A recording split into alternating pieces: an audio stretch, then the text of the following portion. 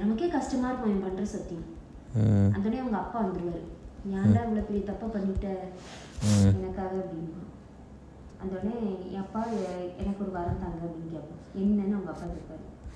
நான் உயிரோடு இருக்கணும் எப்போமா, அஸ்தினாபுரத்தில் தர்மம் நினைக்கிற வரைக்கும் நான் உயிரோடு இருக்கணும்ங்க.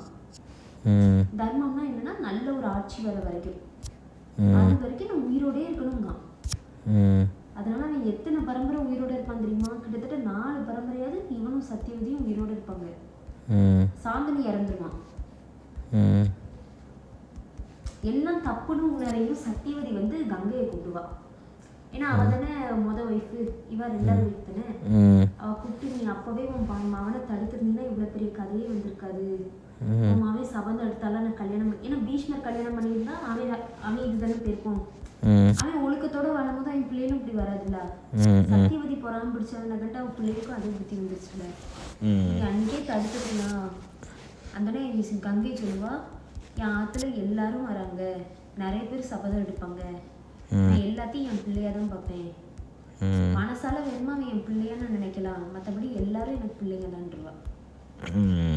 அப்போ சத்தியவதி துறவு கொண்டுருவா. எனக்கு எதுவுமே வேண்டாம் அப்படின்னு ஒரு கட்டத்தில் போயிடுவா. அவள் முதலே போயிருந்தானே இவ்வளோ பெரிய கதையே வந்திருக்கு. ஆனால் இது ஒரு கதை தானே. நிஜங்காங்கடா. நிஜத்தில் எங்கேம்மா இந்த மந்திரம்லாம் இருக்குது? இந்திரபிரஸ்தம்லாம் இருந்திருக்குல்ல, இந்த அரண்மனை அரை குறையமாக கிடக்குல்ல. அது இந்த செட்டு மாதிரி கதை மாதிரி ரெடி பண்ணியிருப்பாங்க.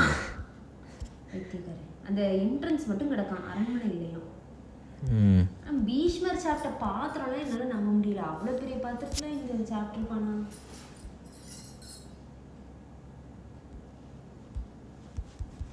அவ்வளோ பெரிய பாத்திரம் இன்னும் இருக்கா? ஆமாம், இங்கே காஷ்மீரில்.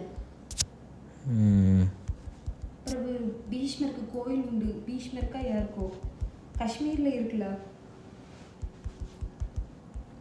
அப்புறம் திரௌபதி அம்மன் கோயில் இருக்குது, திரௌபதி அம்மன் கோயில் நிறைய இருக்கு. அந்த யூபியும் காஷ்மீரும் சுற்றி சுற்றி ஃபுல்லாக இந்த பஞ்ச பாண்டவர்களை இது பண்ணி தான் இருக்கும். இது எத்தனை வருஷத்துக்கு முன்னே நடந்தது?